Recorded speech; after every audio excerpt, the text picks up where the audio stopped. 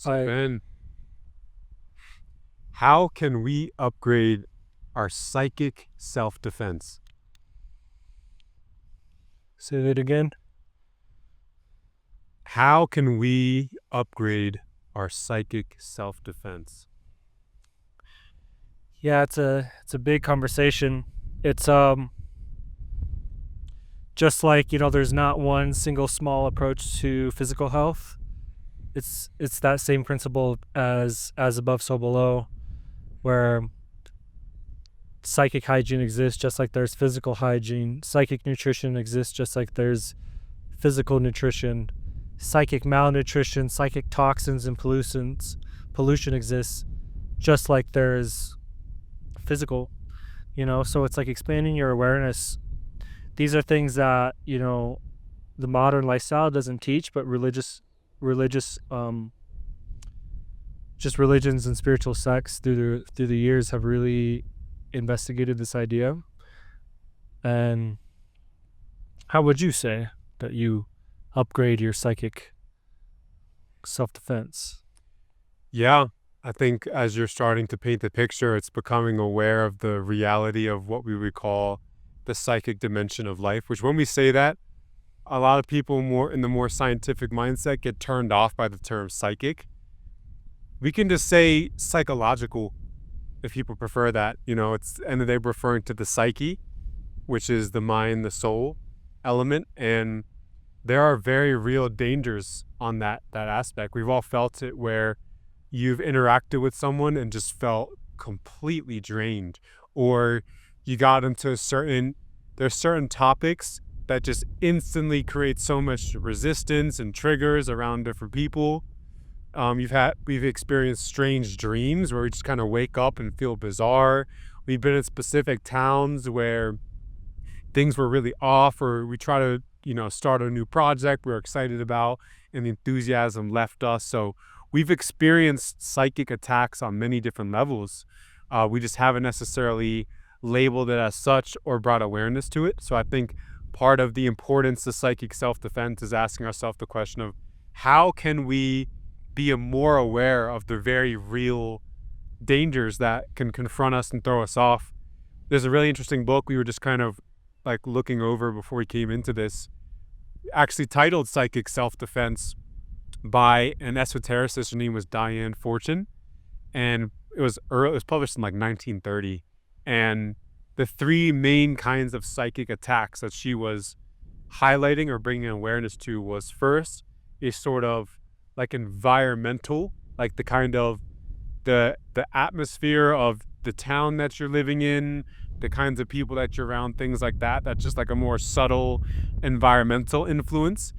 Then you have actual conscious attacks. We've all experienced that, where you have people like to use the modern term gaslighting, and you have those conscious attacks where someone's directly trying to influence you in a negative light. And then you have the hypnotic influences or subconscious influences that could be via advertisements through the media, that could be through very subtle dialogues that take place between yourself and another person. So I think first, a good starting point with upgrading is becoming aware first of all the different levels of attacks that we can face. Yeah. Omraam says that the aura is the first line of defense. It's the second skin. We have this radiant light body, and you got to think about like presence and absence. Well, in the presence of light, there's an absence of darkness, and then like attracts like, the law of correspondence. Some things are that simple, where dark energies are just that. So it's like getting more light in the body, getting more light in the mind. It's a precautionary method to develop more psychic self-defense. And he talks about, it's a byproduct of choices, knowing that there's something called the superior quality and there's something called the inferior quality. And certain emotions are on the superior quality, meaning that, this might sound a little complex, but life is exchange. All life is taking something to sustain itself. We're eating food, we're eating things, nature's eating things, plants are eating things, and our cells are taking in nourishment and they create waste products. And so the superior quality is certain emotions or foods or thoughts, feelings that don't create as much waste. And when they're not creating as much waste, that waste creates what's called opaque layers in the aura. And that opaque layers in the aura is what's preventing light from coming out and light from coming in. And so a lot of people resort to Reiki and psychic healers who offer them this, I always say like this, get spiritual quick, get healed quick. Yeah. Just like get rich quick. And it's like, it's nice on paper in theory that you can just snap your fingers and to a degree that could be true, because in medicine man culture, where there was a medicine man who's trained from, pre-adolescence, and by the time he's, 30, 35 years old, his prayer power is much more coherent and it can wish your stuff away or hold that presence and dispel things and create some sort of exorcism effect. I don't think that that's not true. But again, it's on theory, sounds great, but in practice, is it effective? And so people think like, oh, I can go see a Reiki person and she's going to take care of me. It's typically a woman. And he's saying, like these techniques of bringing in, some light, it can boost the aura for a moment. It can create more light around the body. But think about, again, everything is creating byproducts. Are your thoughts self-sabotaging? There's this word simplicity, which means it doesn't impede its own function. Integrity, a similar word, where what happens when you're thinking thoughts that hurt your chi, hurt your life force, they're eating away at you. And when you're thinking those things, especially at a subconscious level, we're thinking 70,000 thoughts a day, 90% are subconscious. How many of our thoughts and feelings are sabotaging us? And so he's saying the real way to build the aura is not through these practices of imagining, it's through the practice of the development of the virtues, because these virtues are of the superior quality. They're the most superior quality things that we have in our conscious awareness, that the religions and spiritual cultures throughout time have always said, do this, don't do that. These are the 10 commandments, don't do that. That's a deadly sin, meaning sin, miss the mark, deadly, takes energy from you. And so they're like, don't do this. That's an inferior quality in their own words. They're not saying it like that. And the virtues, literally, it's like, okay, as boring as it is to start to become a more virtuous person, that's the force field that is going to create this compound effect, because then it goes into like, what are you attracting? What are you vulnerable to? Stuff like that. Yeah, I think it's interesting you start to bring in the notion of people going to like Reiki healers and things like that promise them, oh, we're going to clean up all your energy and everything. It's kind of like if you're already in terrible shape physically, you have awful habits in terms of maintaining your physical health, and then you go to a chiropractor thinking, oh, they're just going to adjust my back and my low back pains are going to go away. It's like, no, you need to address the lifestyle habits, so to speak. And I think we're already starting to get into how the connection between your own internal lifestyle, not just what other people can see and what you post on Instagram, but those thought patterns. How do you maintain a degree of mental calmness? How do you access a degree of love? And this is part of why, the various different traditions share certain practices in common, like prayer or like different sorts of rituals for cleansing a space, you know what I mean? And things of this nature. So these are more we're already getting into the elements of how to upgrade the psychic self-defense. I think an important thing to highlight, we were mentioning before with Dion Fortune, those 3 layers, right? And one thing to address is the environments that we're in. And we are living amidst so much what Omraam referred to as psychic pollution. When you go to like an urban center, like let's say you're walking through the streets of Philly or downtown Seattle, whatever, there's like a cloud. There's like a psychic cloud of smog, of all these of impure thoughts and feelings and desires and animalistic tendencies and things of this nature that's just floating in the field. And for those people like ourselves and others listening who are more sensitive, we can feel, we're like sponges and we start to soak up. It's the same way you have an air filter that just starts to pick up all those different particles. So I think one important element is to acknowledge the reality that we are living amidst so much psychic pollution. And there's a reason why when you go out deep into the countryside, you're in the Swiss Alps or you're in wherever, like right now, we're in a very clean environment. There's a clarity of thinking and of thoughts. So I think one huge element of psychic self-defense is finding environments, like being aware, first of all, of the level of psychic pollution that you're going to be in. You know what I mean? For sure. It's like the same way when you're wanting to upgrade your health. It's like you can do all the yoga, meditation, eat clean, everything. But if you're like living in like downtown Shanghai with the worst air quality, and like that's a factor. So I want to address the environmental. Yeah. You know what I mean? Yeah, and it's like, how much can you really get away with? I don't have the answer with that, but it's like, okay, if I lived in Shanghai, what could I quote unquote get away with? Would I have to take 20 times more binders? Would I have to do really, really regular lymph movements, you know, because lymph is really moved through movement, not just like the binders and stuff and nutrition. What detox practices would I have to employ when I'm in a, you know, in this environment, I'm absorbing 10% toxicity. In that environment, I'm absorbing 50% toxicity. It's like having this kind of case sensitive approach to knowing your environment and knowing the precautionary side, the preventative medicine, and then of course recovery medicine. And this is why the psychic self-defense is so important, because we are in environments with so much pollution and it requires extra work. You know what I mean? That's like the same way where like people, you see all these videos in the health and wellness world of people like 10 different ways, like breathwork techniques to relieve all your stress. It's like, why do we have to have some of these methods, bro? Like what is conditions that we have to do this? Because of Jungian psychology, actually. Bruh, it's like personality types. No, I'm just playing.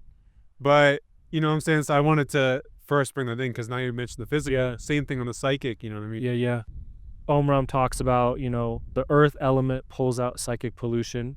That's one thing. So honestly, like I heard this is one of the most fascinating topics, that yoga was developed as we were leaving nature and we're moving into civilization. There was a hyper intellectualism that could become a distorted intellectualism, which means bad placebos, bad thought forms, weakening the overall system, getting away from the earth.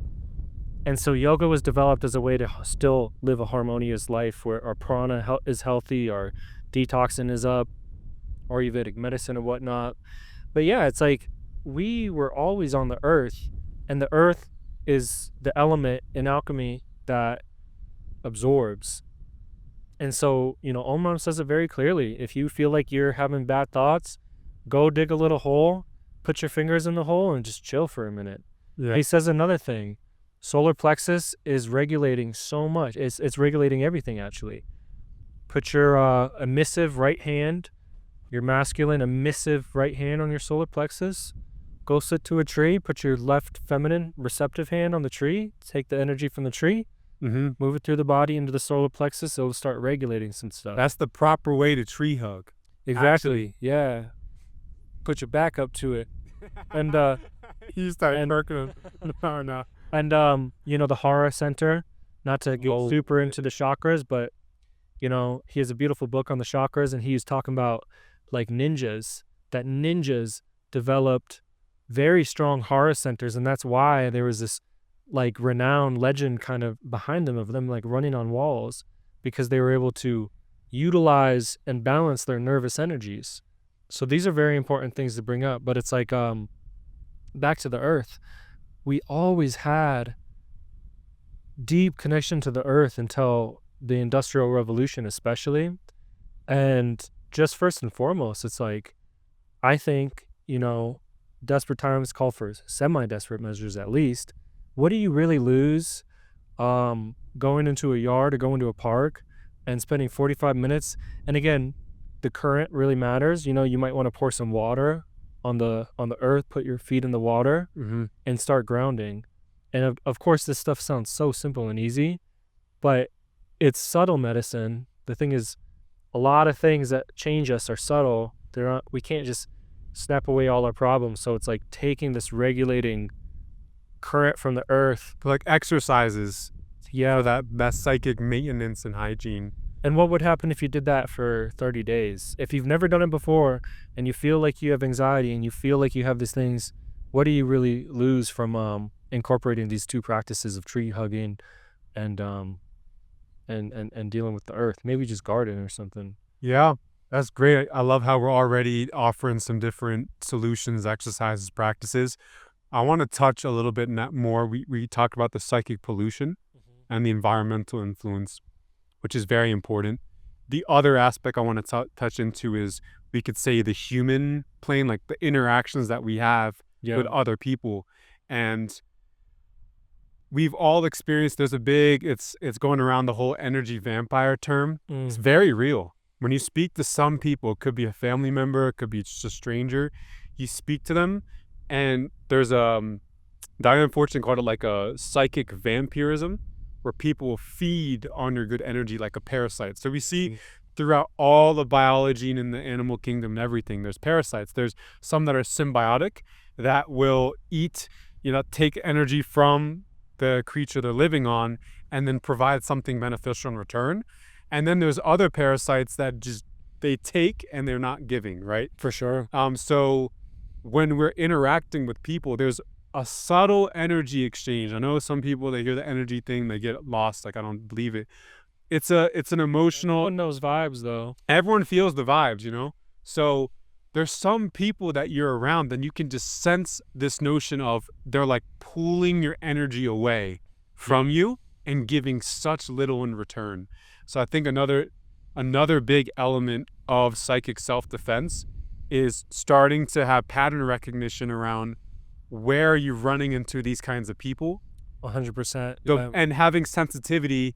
It's easy to get pulled into conversations, pulled into exchanges, or, oh, we should do this together or something. And you start to feel that happening. And it's like, it can quickly become a downward spiral where there's increasing commitment with this person, and it starts to pull more and more. This is the worst with romantic partnerships. Like, if it's some serious trauma bonding type shit, then you could really be stuck in this very, and we've seen people, all of us in our personal lives, where you just know that partnership they're in is just not wise. So I think a huge element of psychic self-defense is noticing all those little, having a heightened awareness, a heightened like forbearance, a heightened, caution around all the little exchanges, and knowing when to cut it off and move on. Knowing when you start to talk about someone's day, and then knowing like, all right, you have a good day and you move on, kind of thing. That's a very important element. The social, interpersonal, there's some spiritual benefits that can help with that. One of them is, again, having a source of energy on high that enhances your battery, because sometimes we just genuinely need to be present for people that are in the dumps, and that's definitely a real thing. But so some people are unintentionally vampiric, and here and there you might want to figure out, like, how do I bless them? How do I really be present with them? How do I try to impart some light onto them? That's definitely a valid thing that I think people should explore. But another side is learning the mathematics of energetic exchange, and what do you really lose when someone starts yapping at you? And again, think about it, so we're spell casting. There's I have an essence. That essence is a reflection of what's happening in my inner state, and it's touching your aura, it's touching your nervous system. And if I fucking talk to you like this, there's something that happens. Yeah. And when I'm permeating my voice, impregnating those molecules of air that are vibrating, that create sound, with negative essences, that's psychic pollution. Yeah. And to defend people, I'm not trying to hate on people, because no one is really educated on this. We vent, we complain, we have traumas, our essence is hurt and polluted and distorted, and we are seeking refuge in each other. I get it. But at the same time, you need to understand that there's a level of fragility that you have if you're out of balance. And, it's like, until you pull that arrow out of the heart's not going to be able to heal. So it's like, until you detox all these toxins from you, you can definitely be there for people. You can definitely be supportive, but your equilibrium is off. So yeah, I think another thing is like self-worth, where this culture is very toxic positivity. Like, for instance, I remember I was chilling, and I was in the city, and some sketch ass homeless dude started bothering us. Like, I'm not anti-homeless, but this dude was sketch, dark aura, and he tries to shake my girl's hand. She shakes his hand. He tries to shake my hand, and I literally tell her not to. And he tries to shake my hand, and I'm like, bro, I'm not gonna shake your hand, bro. It's all good. Like, salute, I can do that. And she was like shaming me for not shaking his hand. And I'm like, in what world is my boundary now shame for not touching a random dude on the street who had a dark aura and making skin contact with him? So that's a more extreme case. But like, oh, you don't want to come eat dinner with us, or oh, you don't want to. There's this our self-worth is we're taught that we're bad people if we evade all these codependent dynamics. You know, we're like, so again, it's like, understand energetic math, and you understand it's a blind leading the blind. I'm not going to feel shame because you're telling me I'm a bad person for not putting myself at harm's way. You know, again, it's people are like, it's not that deep. It's not harm's way to hanging out with someone. But yeah, if you are more clairvoyant and you see the energetic exchanges that are happening, and it really comes down to the domino effect and the butterfly effect. It might not seem drastic, but how it piles up. And yeah, you know, just developing that relational kung fu. Yeah. And another facet I want to add to the whole human level, like, interaction dynamics is also finding people in your life that are like your guardians, like people that you just have such good conversations, exchanges with, that help keep you very lively and happy and maintain a level of brightness in your life, and finding different people you can go to speak for different things. So having those healthy anchors so that you're unbothered by these different attacks, you're charged up socially, emotionally, and it makes you way more resilient to those various kinds of attacks. And when you're out and about, one thing that I like to do, because I've been in various different so-called like vortexes where there's a lot of crazy shit that can go down very quickly. One technique that I use when I'm going about within the town, because I know that's when you can be very susceptible to attacks, is having a very point A to point B mentality. I'm going to the grocery store and I'm going to get these specific items, and I'm coming back. You ain't gonna let a bunch of people just invade your aura, push and pull you into things that you're not really consenting to do. And then when you have a clarity of intention with how you're going about things, you can literally walk around with good posture. Like you're upright, you know what I mean? And you can even visualize, if you'd like, a psychic, like a force field around you, and like, yo, nobody's fucking with me, and you're just, you can even, that's a fun exercise. You walk clearly, you're on point A to point B. You'd be surprised how many people, they can just feel it and they just don't bother you.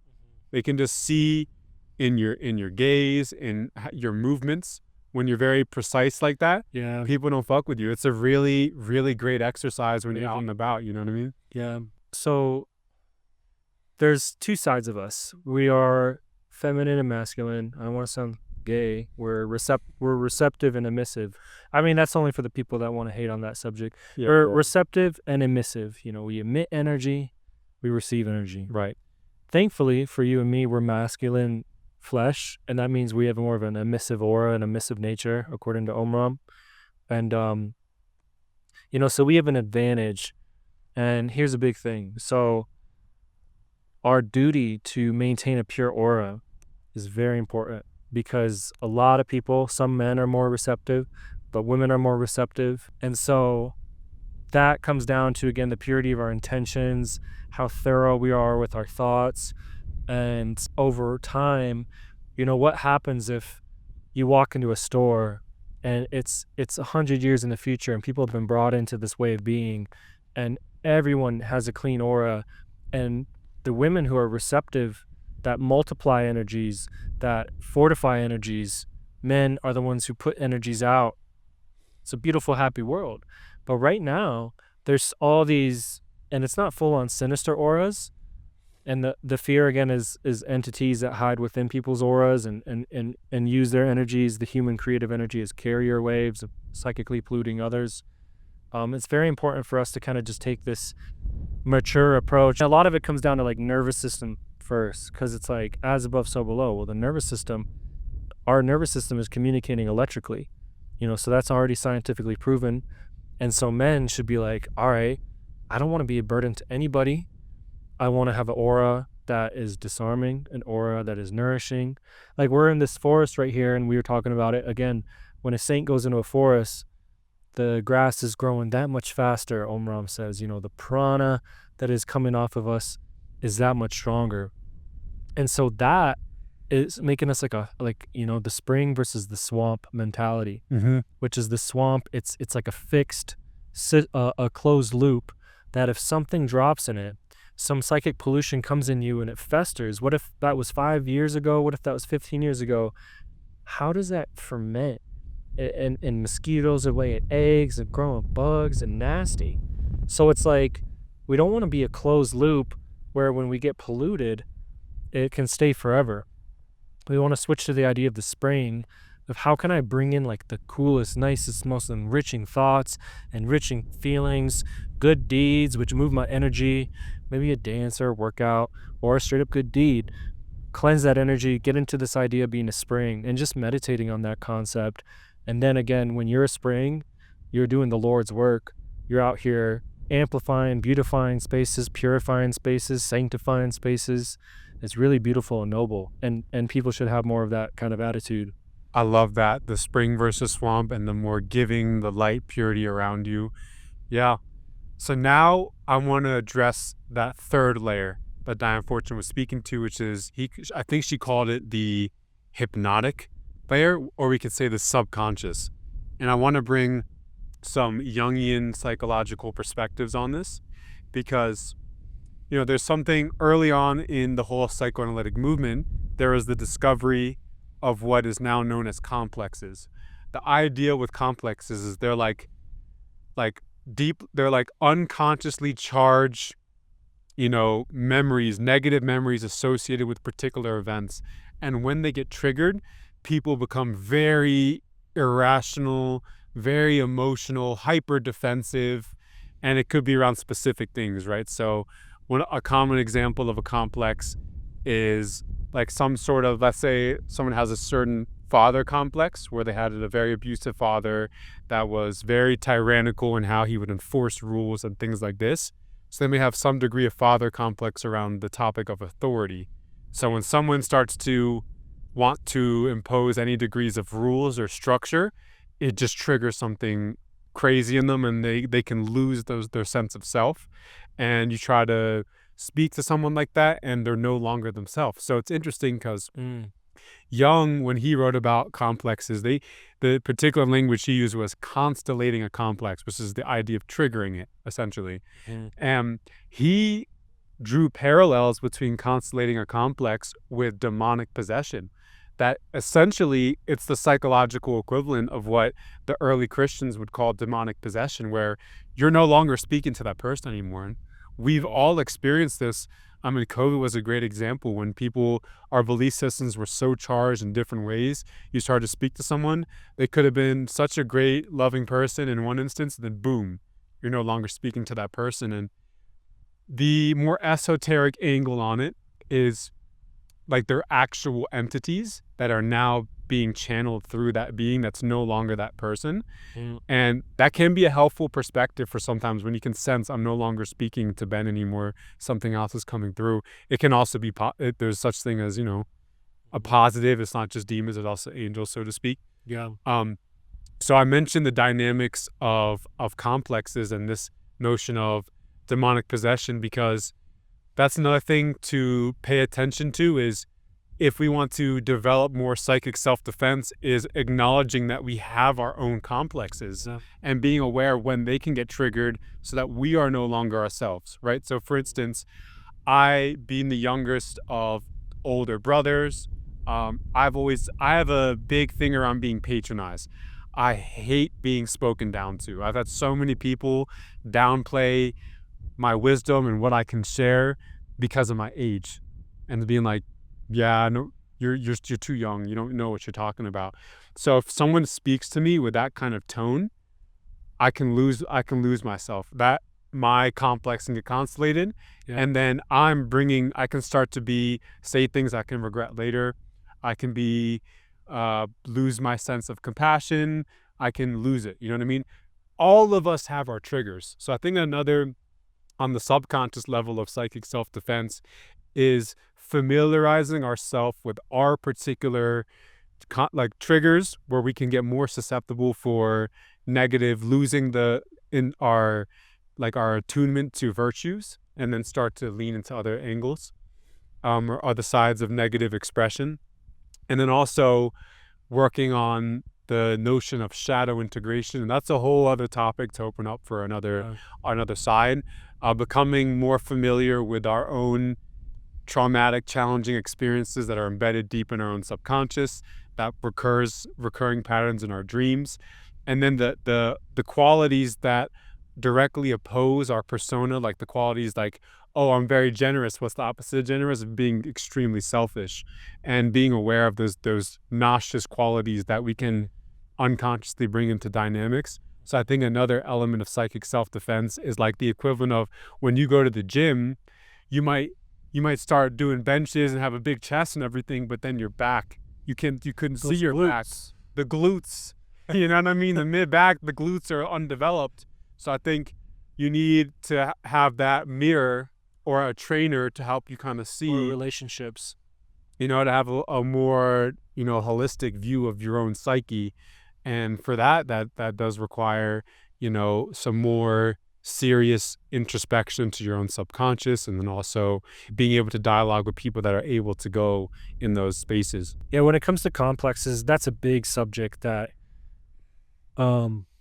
some people spend their whole lives trying to correct, and they don't even get success. Something that comes to mind, though, it's like, I ain't an expert. I ain't trying to act like it's easy, but I think a level of exposure therapy and touching that thing, normalizing it, because again, so nervous system related. It's a deep, like some sort of trauma creates a shadow personality or a psychological trait. Similar looking signals that look like what happened in the past show up in the present. Again, amygdala stuff. They're disassociating. So it's like, can you start to normalize that pressure that gets put on the body? And yeah, just have a level of titration, because that's like a really risky thing. It's like, you can't just tiptoe your way through life, like because then it's just like, what happens if on that random day it pulls up and it knocks you out? I think it's like really important also to create a really strong mental narrative. We need to develop this very important skill of interface with our conscience, which, our higher self is a very big, I almost want to say distant form of us. And it's so beyond comprehension that, what we're given instead is a conscience that relays information to and from, more so from. And, there's a voice inside of us that is quick to be aggressive, quick to want what it wants. Oh, that chick's hot. Let's go get it. Oh, that dude wronged you. Let's mess him up, steal from him or whatever. And the conscience is a voice that'll never say anything like that. The conscience is a voice that's very calm. And utilizing the conscience mixed with the intellect to craft your new intellect from that place, which is this more, again, harmonic, superior quality we were talking about. Because again, it's like, if we don't start to, again, take the bull by the horns, you're aware of this lovely subject? Mm-hmm. Using the will to start to program the subconscious mind, rather than the subconscious mind being crazy. Well, look at this world, bro. How many negative signals program our subconscious mind in a day? So many. So if you're not going to step in and say, I'm going to, if I go through an event, and if I'm not careful, my old self, my limited self, is going to talk me into what happened. This person messed me up, like screwed me over, and I'm such a victim. It's like, that's lame. That's so choosing limitation, victim mindset. You have to have this higher self work with your intellect and say, hey, yeah, that sucked. Don't get caught in that again. It does suck. I feel for you. It's not going to invalidate your stuff, but it's also not going to validate your victim mindset. Mm-hmm. And so you develop this stronger wisdom into the intellect that's higher self-based. And that's good for so many things. It's good for self-image. But then, again, because we have to metabolize all these events. And when you go out into the world, there has to be a level of alchemy. How do you have alchemy? When you drive through downtown, you're in San Diego, I go down to Phoenix all the time. I see so many billboards. I'm on Instagram. I see so much nonsense and subliminal messages that are darker than they seem. And they're imprinting our subconscious mind, which is imprinted especially through emotions and symbols. So how do we have an alchemy? A lot of that alchemy is through this higher intellectual nature that starts to put the right codes to like dissect and rectify these imprints. And if we don't have that, as well as like an emotional strength, as well as a just discipline and willingness to address these things and metabolize these things, but if we don't have that higher intellectual side that's developed through, the higher self, I think like we're at risk of these complexes and these just overall shadow personalities and traumas telling us what time it is, and it's going to be damn wrong, Yeah. So we have to find different practices that allow us to take higher perspectives to see those various different resistances, challenges within us, and learn to master our different tendencies. So, meditation, some form of meditative practice where we can start to observe those various different impulses within us. And I think one of the greatest challenges as someone striving to become an initiate or on the path of self-mastery is discerning all these thoughts, these feelings within me. How do I discern which ones are coming from my lower nature and which ones are coming from my higher nature? So that's all these various different practices, exercises. We're bringing this into conversation with the notion of psychic self-defense, because ultimately this is where, with our improved abilities to allow our higher nature to reign supreme and not be misguided. For instance, like a simple example would be like lust, right? We're sexual beings. We feel attraction between men and women, and we sense that. And it's easy to get dissuaded. We've all feel like it comes in waves, right? And then there's waves where you feel a lot of lust coming through you. But there's also times so I think there's challenges of mastering those different flows of energies that come in between us and not allowing them to pull us down and all of that. So yeah, I think we've offered some great perspectives here on upgrading the self-defense, the psychic self-defense. I want to say one more thing, and it's relatively quick. It's Omraam says that the Christ principle is kind of our way out. It's through this love attracting the Christ principle, and where the Christ principle goes, the spiritual principle that exists on high, it comes with the entourage. And he's like, it's not that your intellect and mental body is out fighting and fighting and fighting. It's, you bring in these energies into the aura, Christ principle included, and it's kind of working in the background. Your job is to maintain purity, maintain righteousness, maintain goodness, harmonics. And the byproduct is this beautiful league of angelic entities that accompany you. And you can just think about it in terms of colors and light. It doesn't have to be dudes of swords. And as you go into this very dark ocean of a planet of unkept psychic hygiene, it accompanies you and it beautifies the space that you come into. So, amen. So, salute to all y'all as you navigate these dark seas, the psychic pollution, and bring about light. Shine that aura, strengthen it. Let's get what I'm saying. Salute.